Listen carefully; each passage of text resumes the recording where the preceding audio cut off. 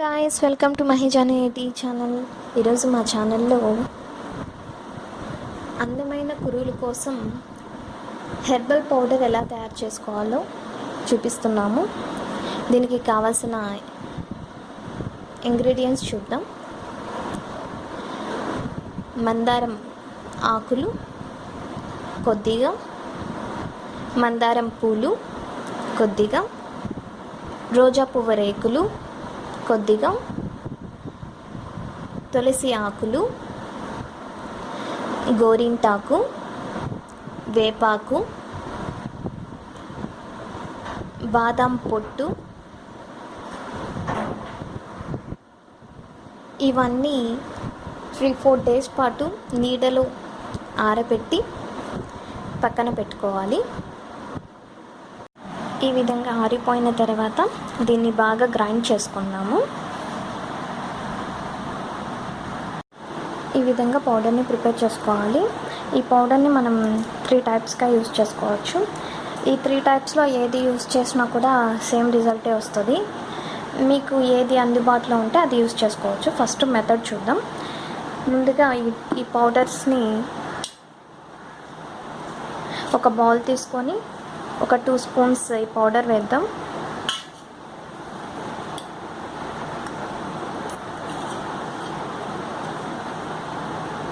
ఈ పౌడర్లో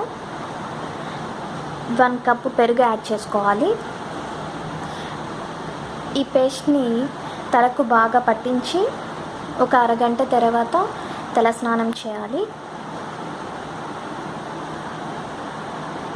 ఇప్పుడు సెకండ్ మెథడ్ చూద్దాం. 2 స్పూన్స్ హెర్బల్ పౌడర్ యూజ్ చేయాలి.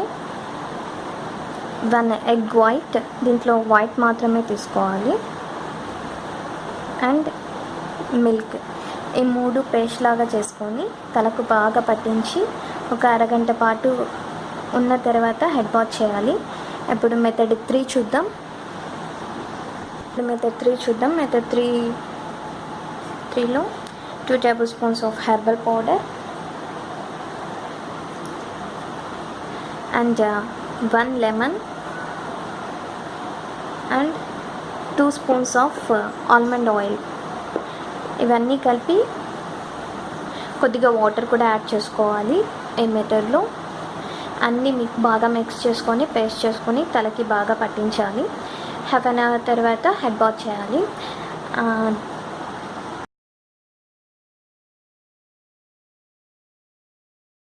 ఈ హెర్బల్ పౌడర్ యూజ్ చేసినప్పుడు షాంపూ యూజ్ చేయకూడదు. సేమ్ డే నెక్స్ట్ డే షాంపూతో హెడ్ బాత్ చేయాలి.